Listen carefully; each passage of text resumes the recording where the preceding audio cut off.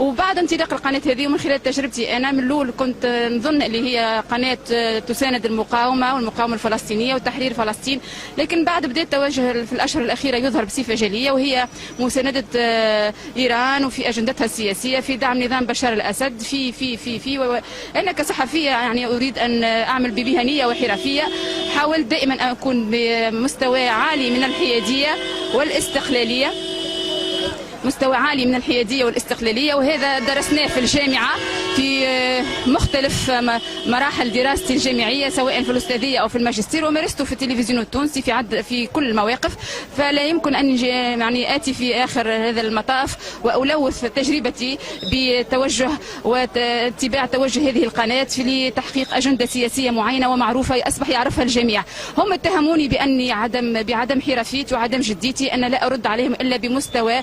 خبرتي وتجاربي وشهائدي العلمية. وانا كنت في المكتب وحتى في القناه من اصحاب الشهائد القلائل الذين لهم هذا المستوى من الشهائد وهذه الخبره، كلهم كانوا يتباهون بخبرتي وبمستواي وبجميع الاشياء التي تمت الي بصله، لكن بعد ما اقالتي قالوا لي اقلناها لعدم حرفيتها وعدم جديتها. البارح امس افاجئ في ردهم على تقرير المحامي الذي ينوبني بانهم دلسوا وزوروا وثائق اداريه تقول ان يعني خرجت في عده مرات في اجازات، وهذا بكتابه ليست بخطي وبامضاءات ليست بامضاءاتي. يعني استغرب، وهذا يعكس حقيقه هذه القناه وحقيقه هذه الاداره التي يعني تبيح كل الوسائل وكل الطرق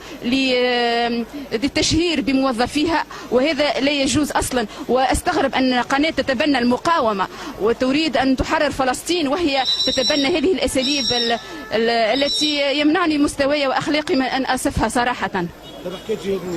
جهاد النكاح هذا أرادت به قناة الميادين كمثل القنوات الأخرى التابعة لإيران التسليط عليها، وطلبوا مني شخصيا ولوثائق في هذا ولرسائل من بيروت تطلب مني هذا،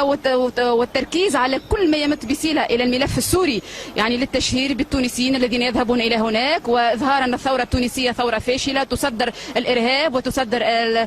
اسمح لي في الكلمة الفتيات التونسيات فاسدات الأخلاق، الحمد لله التونسيات شريفات، والتونسي ليس بديوث، التونسي رجل شهم بعيد كل البعد من مختلف التيارات اليسارية الإسلامية الوسطية القومية، كل أجمع على نكران هذه الظاهرة، وأن هذا من أكاذيب وأباطيل القنوات الشيعية وقنوات التابعة لإيران والتي تمولها إيران.